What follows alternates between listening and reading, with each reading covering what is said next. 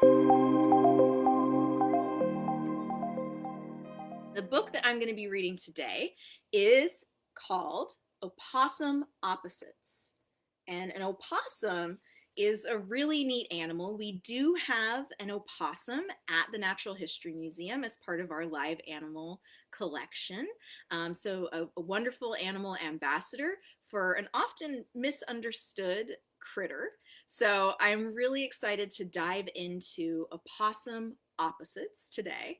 And maybe we want to think about that word too. What is an opposite?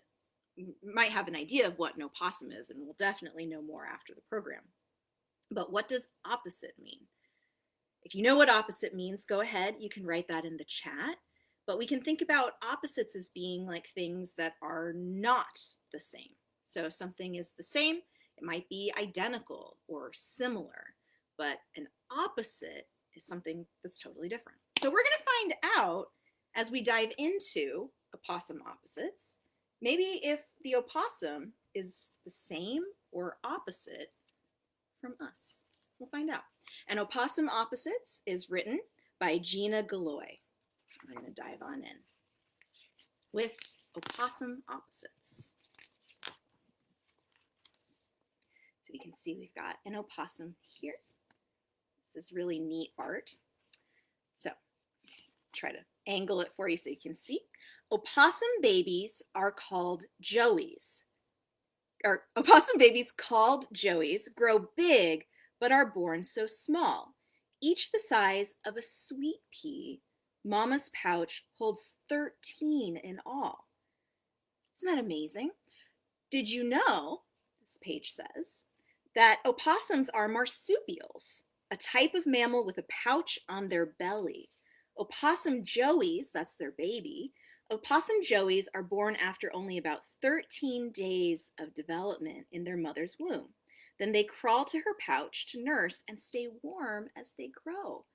So an opossum baby or an opossum joey starts out just as big as a sweet pea. That's really, really small. You can see here on the page, they show with a magnifying glass just how tiny they start out. So we've got more opossums here. It looks like those joeys are already getting pretty big, huh? So I'll hold that up so you can see. Newborn joeys are so soft and pink, are bald with their eyes shut tight. Growing opossums get very furry, to their mama's great delight. So we can see that the opossums here have fur, and we might notice the color of the fur. It's kind of gray and white. And if you've ever been to the museum, sometimes we bring around an opossum pelt and people can touch it. So you might already have a sense memory of what that fur feels like, but you can also just use your imagination. You think about what this opossum's fur might feel like. And the more information on this page here says opossum joeys are called pinkies for the first 2 to 3 weeks of life until they begin to change color and grow fur. Joeys open their eyes when they are 8 to 10 weeks old. So they grow up differently than we do. That's something opposite, right? We open our eyes pretty quick. So we've got more opossums here. This beautiful landscape that they're in. What might they be doing? I want to think about it. Opossum fur may be light or dark, though most wear a coat of gray, with black eyes, a long white face, and a tail the color of clay. So we can see those colors there, right? On this cute drawing of an opossum. So we've got gray fur and a long white face and a tail the color of clay. That's a neat way to describe a color, right? Saying it's like something else. And the question that we might want to think about here, and you can answer this question in the chat if you'd like to, do opossums look like any other animals that you've seen? So do they have any similarities to other animals you're familiar with? If they do, you can write that in the chat. A mama and her joeys here. Okay. Opossums have long, smooth tails that grip by looping and curling around. Unique tails help them climb up, up, up, and keep them from tumbling down. So we can see those tails here. This is really neat. They're using them. The little ones are hanging from the tail. Opossums use their prehensile tails to carry things like leaves for building nests. Their tails also help them climb and catch themselves when they start to fall. Joeys may occasionally hang upside down from their tails, but as they grow, they lose this ability. You can see that opossum is using their tail to carry leaves to make a nest. So prehensile tail is a good vocab word. It just means they can really use it as a tool, kind of the way that we use our hands. So here's another beautiful drawing of an opossum with a butterfly. The smallest joeys live in a pouch. Mama's love keeps them warm within. Her pouch was once empty, but now it's full. Let the piggyback rides begin. A mother opossum's pouch is like a furry little pocket in her belly. She can care for 13 babies in her pouch where they drink her milk. When joeys get too big to stay in the pouch, they ride on their mama's back, holding on tightly to her fur with their long fingers. Opossum talk. So we have a question here, and you can answer this in the chat too. And moms, if you're watching, feel free to answer this one as well. Opossum talk question. Does your mother have a pouch? How many kids do you think she can carry on her back? Probably not 13 human-sized kids, right? But maybe opossum joey-sized kids. This is my favorite drawing in this book. Isn't that beautiful? And I can see the moon over here, so we might be talking about nighttime. Opossums are nocturnal. You won't see them out at noon. They sleep all day while you're awake and come out at night with the moon. It's beautiful, isn't it? Animals who sleep during the day and go out at night to find food are nocturnal. Bats, owls, and raccoons are also nocturnal. Occasionally, it's possible to see a mother opossum looking for food to feed her hungry babies during the day. I love raccoons. That's why I got excited about that part. But we've got another question here, so if you'd like to answer this in the chat, please feel free. The question is, are you nocturnal? What about your parents? So if you're nocturnal, you sleep during the day and go out at night to find food. If you are nocturnal, go ahead and let us know in the chat. So we've got another drawing here. Looks like she's bringing something back.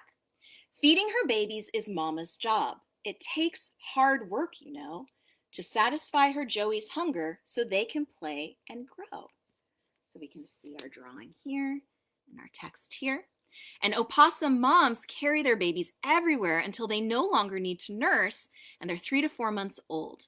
Then the young opossums go out on their own, and then they're solitary creatures. So you can see this one going off on their own. It's kind of a silly drawing, right? A real opossum wouldn't be carrying a bag with them that way, the way that people do. But they're going off on their own. So you can see we've got some opossums eating at nighttime. What are they eating? Let's find out. Opossums don't eat in restaurants. They're nature's cleaner uppers.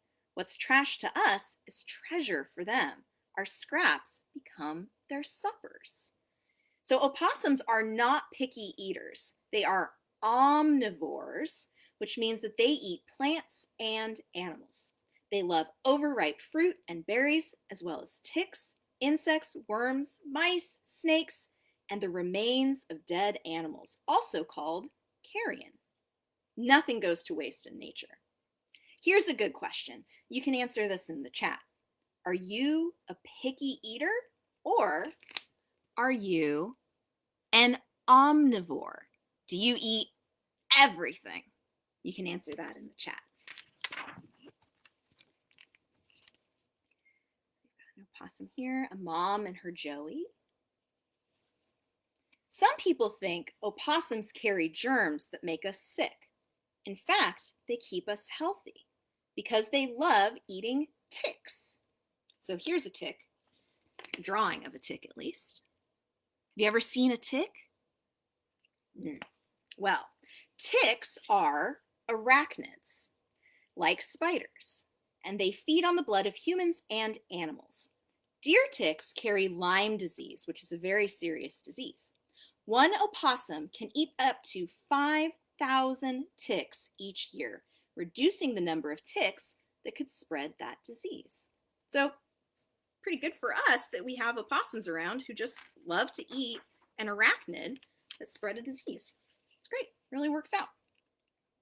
So we've got our mom opossum here again. Looks like it's raining and they're hiding out under a leaf. There's some mushrooms there. Joeys wrestle, slub, and nip. Getting dirty is so much fun. Mama licks her Joeys clean as they doze in the morning sun. Opossums have scent memory that help them remember safe places, good paths to take, and where to find food. Slubbing, or slobber rubbing, is when opossums rub their heads back and forth on something they like. So here's a question you can answer in the chat. Do you have scent memory? And what smells make you feel safe? So we might not slub, right? We might not slobber on things that we want to keep for ourselves. But we might have scents that really make us feel safe, or maybe spark a memory that makes us feel safe. And you can tell us what those scents are in the chat. Oh my goodness, this is a very dynamic photo or drawing, isn't it? So we've got a lot going on here. Let's find out what's going on. Opossums may look scary with fangs and jaws open wide. They're really just afraid of you, so they freeze instead of hide. And opossums are gentle creatures.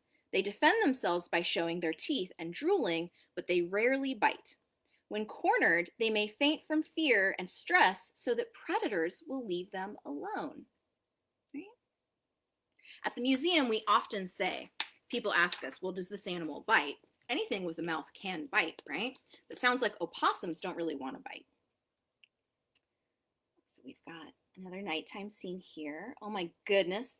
What might this animal be over here? What might that be? Let's find out. Okay. Opossums play dead in a pinch when they meet a frightening stranger. Drama gives them their best chance to stay alive through danger. Did you know that opossums don't really pretend to be dead? Fainting is an involuntary response that helps them survive. Their heart and breathing slow down. They drool and give off a bad smell to tell predators they would not make a good meal. They can stay this way for up to 4 hours. It's kind of amazing, isn't it? Okay, here's another question you can answer in the chat if you'd like. How do you react when you're afraid? Do you do exactly the same thing as an opossum? Do you play dead? Maybe. But let us know. Let us know in the chat what you do when you feel afraid. Everybody's different. So we handle those things differently. So we've got another drawing here. Looks like we've got a dog this time and an opossum who maybe looks a little bit afraid, huh? Looks like they're shaking a little bit. When startled, opossums stop still, frozen stiff, afraid to run. They'll go once the danger passes. Being frightened is no fun. So the opossums don't like to be frightened. And did you know that when frightened, opossums may stop in place, refusing to move until they feel safe? You can help them if you see that happening by bringing dogs inside and leaving the opossum alone until they feel safe enough to run away. So that's how you can help out a frightened opossum. If you've got a dog and maybe the dog is scaring them, just bring your dog inside. Don't let your dog scare the opossum. That'll help them out. Oh, we've got another good question here. So you can let us know your answer in the chat.